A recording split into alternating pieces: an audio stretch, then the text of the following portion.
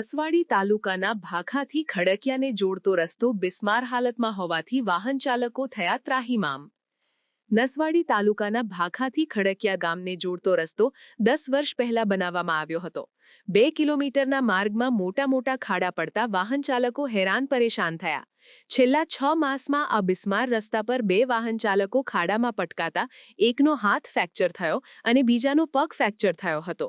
જર્જરિત રસ્તાના કારણે વાહન ચાલકોમાં ભારે રોષ જોવા મળી રહ્યો છે।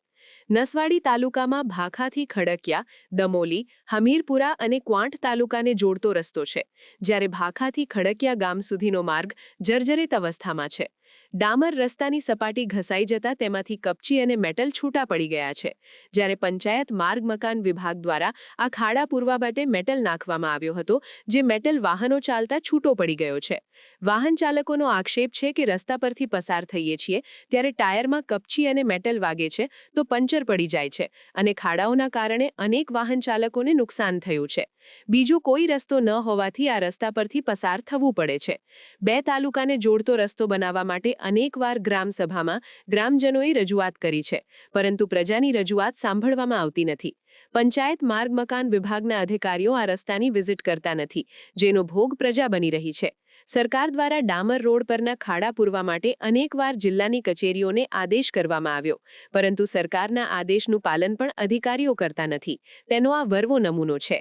ભાખાથી ખડકિયા સુધીનો રસ્તો બહુ ખરાબ છે અને કાંકરા નીકળી જાય, ખાડા પડી ગયા છે, ટાયર પંચર થયેલ છે।